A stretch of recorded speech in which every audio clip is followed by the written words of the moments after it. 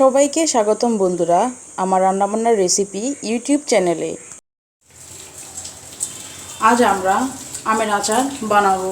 এদিকে আমি 1 কেজি পরিমাণ আম কেটে নিয়েছি। এটা কাটার আগে আমটা আমি ধুয়ে শুকিয়ে নিয়েছি, তারপর কেটে নিয়েছি, না হলে আচারটা বেশি দিন থাকবে না, নষ্ট হয়ে যাবে।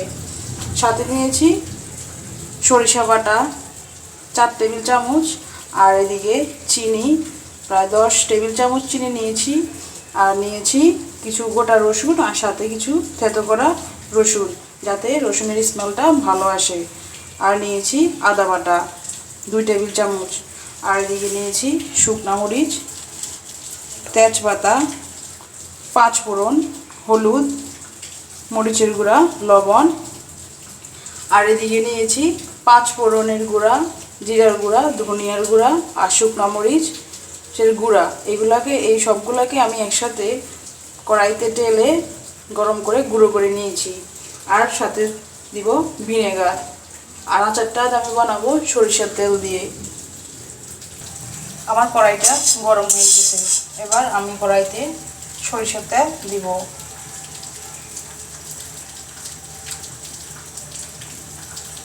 সরিষার তেলটা যে যার ইচ্ছা মতো দিতে পারেন। কেউ যদি চান তাহলে বেশি দিতে পারেন, আর কেউ যদি চান যে অল্প তেলে করবেন তাহলে অল্প দিতে পারেন। এবার এই সরিষার তেলটা আমি গরম করে নিব। তেলটা গরম হয়ে এসেছে, এবার আমি এখানে শুকনা মরিচ দিব, প্রায় 7 থেকে 8টা শুকনা মরিচ।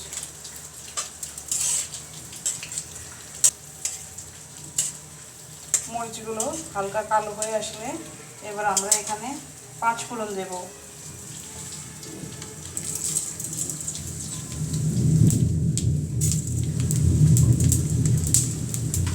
এই পর্যায়ে আমরা গ্যাসের জালটা একটু কমিয়ে রাখবো। সরি বন্ধুরা, আমার এখানে দারচিনি আর এলাচি দিতে ভুলে গেছি, তো এখন দিয়ে দেব।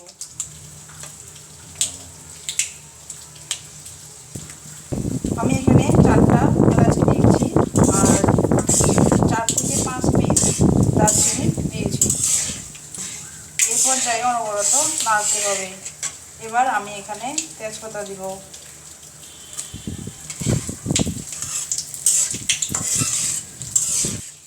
এবার আমরা এখানে বেটে রাখা আদা আর রসুনগুলো দিয়ে দেব।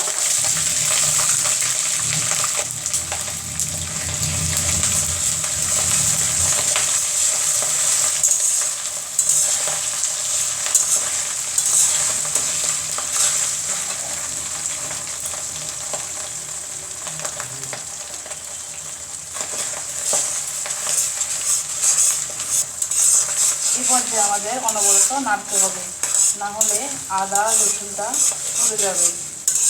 আর গ্যাসের ফ্লেমটা মিডিয়াম রাখতে হবে।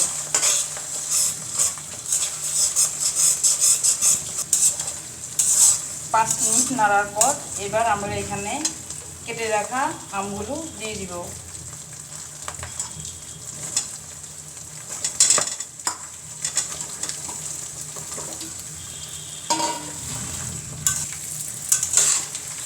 আমার আমগুলো প্রায় পেকে এসেছে, এই কারণে আমি আমের চামড়াটা ফালাইনি, না হলে আমার আমগুলো প্রায় ভর্তা হয়ে যাবে।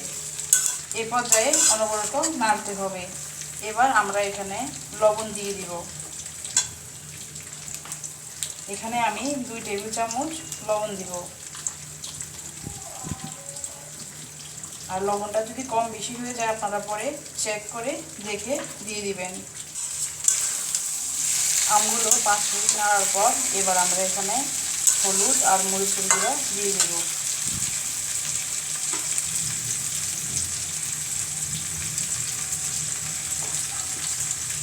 এখানে আমি 2 টেবিল চামচ হলুদের গুঁড়া দিয়েছি আর 2 টেবিল চামচ মরিচের গুঁড়া।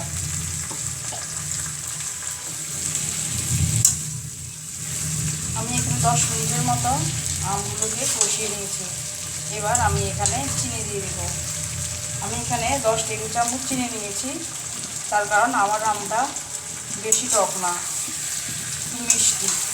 আর এখানে যে যার ইচ্ছা মতো চিনি দিতে পারেন। যদি মিষ্টি বেশি পছন্দ করেন তাহলে মিষ্টি বেশি দিবে, আর কম হলে কম।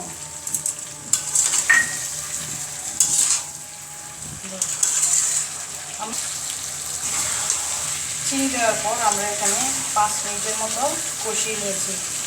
এবার আমরা এখানে সরিষা বাটা দিব।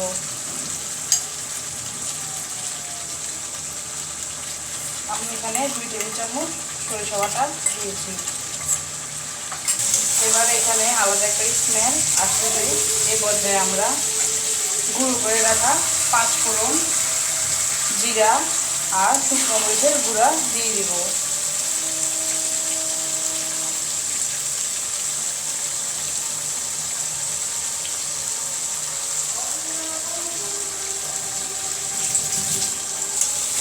আমি এখানে 5 টেবিল চামচের মতো মশলা দিয়েছি।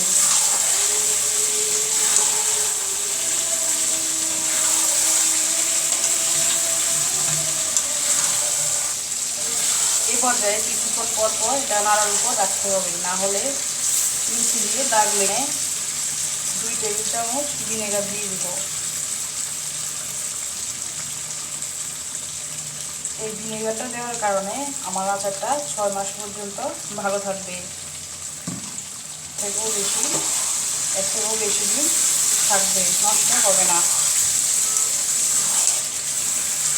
আমার আচার প্রায় হয়ে গেছে। কিছুক্ষণ পর আমি এটাকে নামিয়ে রাখবো আর কাঁচের বয়ামে নিয়ে নেব। আমি এখানে কাঁচের বয়ামটা আগে থেকে ধুয়ে শুকিয়ে রেখেছি, যাতে আমার আচারটা নষ্ট না হয়ে যায়। পর্যায়ে আমরা গ্যাসের ফ্লেম বন্ধ করে দেব। এবার আমরা আচারটাকে ঠান্ডা করে বয়ামে পুড়িয়ে নেব।